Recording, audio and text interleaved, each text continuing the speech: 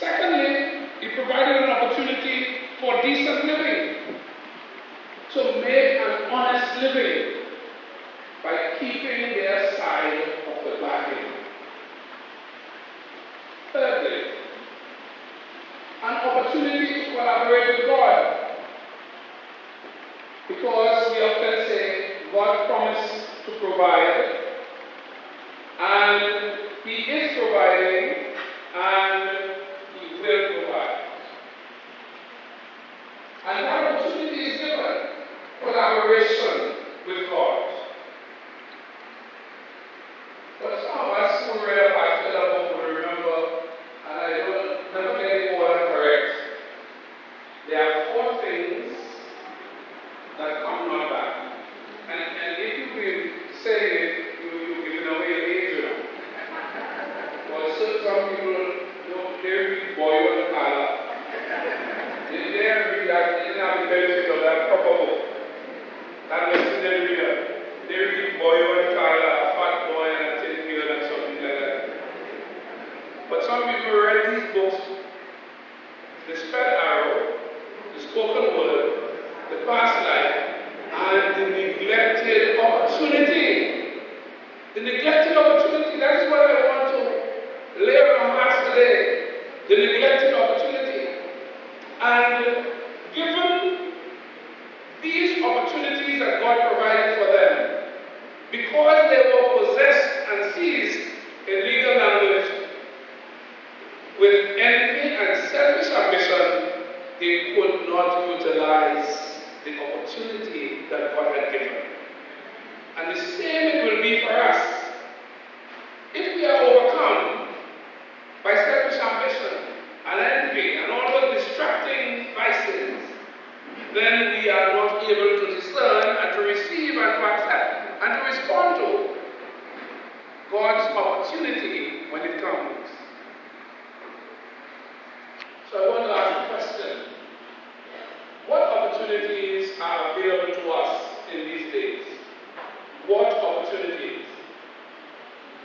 And what I'm asking that available, it sounds as if the opportunities are set there, and therefore we should go and look for them. But it is even more than that. That we create opportunities out of the experiences and encounters that we share every day. We create an opportunity. Now, in a new discussion about ministry, those who project on ministry and the church tell us that the new church will look something like this. There will be a building, yes, and some people will go to that building. That's what they always did. That's what they were socialized into. They will always go there. But there are some who will never come to that building. And it doesn't mean they don't want to be part of the church. It means that our church manship will be outside where those people are. And I was looking at it on the sabbatical right next to where we live, and I know there are some groups that play football there like a religion. Every evening, or every Thursday evening, or every Wednesday evening, they are there at 5 to about 9. Nothing, not rain, not sun, nothing prevents them. And what those who are advocating this new church are saying is that, listen, you've got to get a chaplain to go to those fellas with the football and do a ministry there. And as much as they respond, they belong to your church. And I add, well, you will take up this collection one time, because since you ain't seen them Sunday, you better take a collection now. But in other words, the ministry will reach some people.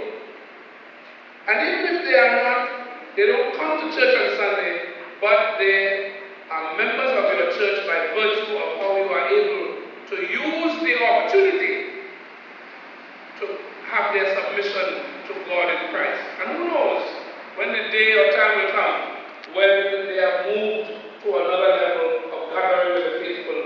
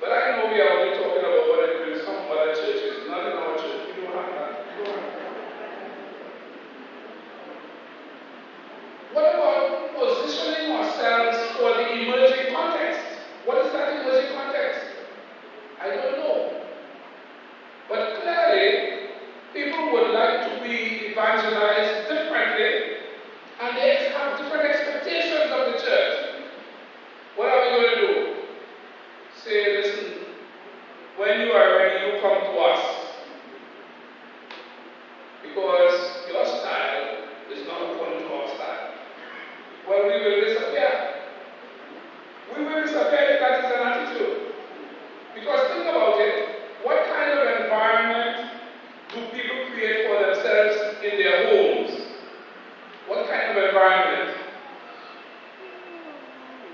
They have much more rugs and air conditioning and so on in their homes, in people's homes, you think?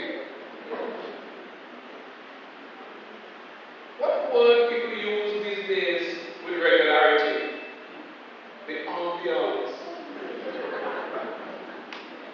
The food wasn't good. I don't know what the bishop said up there, but the ambiance. You leave home, people leave home, pay plenty money for the ambiance. And if that is what will get some people to come and hear the word, my thinking is, by the ambiance. That's my thinking. Because I think Jesus said to his disciples, what? I will make you what? What? Fishers. Fishers. You have to fish. You have to fish. So we have to position ourselves for that emerging thing. We cannot stay as we are. Yes, our service format is enshrined. Yes, our methodology is enshrined. But there are things we can do. Secondly, to position ourselves for the new context. Because Jesus is telling us a big story. You know, when the opportunity comes and we do not receive it, or we do not respond with our own commitment, what is he going to do? He's going to take it from us. And he's going to give it to those who will do what? Produce the fruit at the time of harvest. It was one of the Roman Catholic nuns many years ago who said, you know, when the people come to my gate to offer me a tract, to offer me an invitation, to offer me a something, she says, you know what the Lord told me? They are doing what we have refused to do. And because they have not been doing it, God has already taken it away from us and has given it to some of us to do. So, family of God, gathered here today, I think it is a great challenge upon us as we gather together to worship, to reflect, to share fellowship, to think about what we are doing with God's opportunity as an individual, in our smaller groups, and in the larger group of the region of the church. For example, we have to create some opportunities for family life.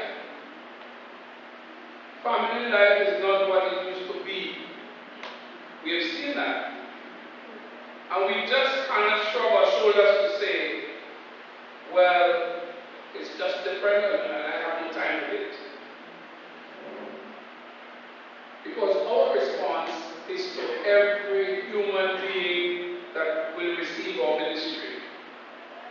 Everyone in the parish that will receive our ministry, we have a responsibility to them, regardless of what church they claim or whatever else they claim.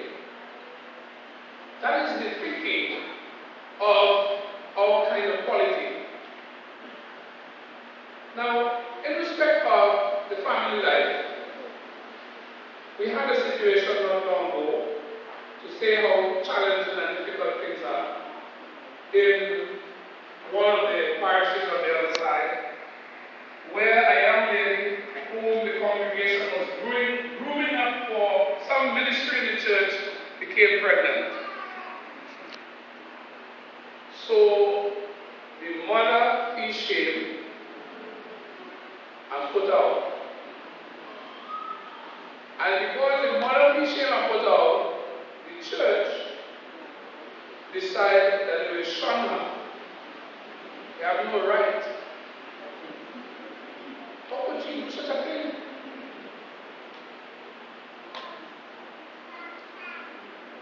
And then she says, because she said, Bishop, I want you to know that I am no longer a member of your church. I said, why? And she relates a story. And it is tearing at her hand because she says, so if my mother could come, so all these people who teach me in Sunday school and was trying to nurture me up to become something, none of them, all of them say words at me and so on and so forth. Now, you must know that that's a difficult situation. But what does Jesus require of us? But I think there's something called compassion. Now what we have gotten mixed up in is you say, well, you're condoning this or you're condoning that, but there's something called compassion.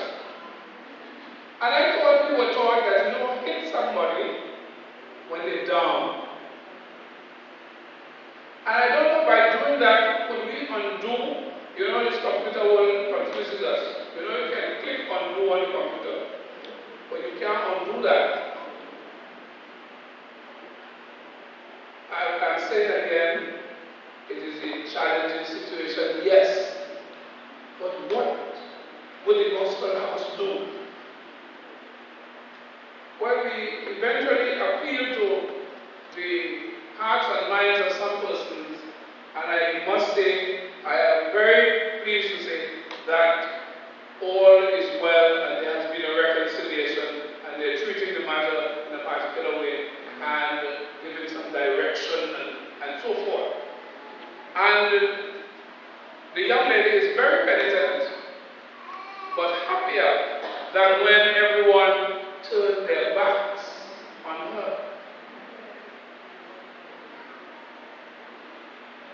But I wouldn't expand to say what she found out about those who became self-righteous. We will leave that for another setting and talk. Right? Family life is our responsibility as church. It is not about putting on nice clothes and going and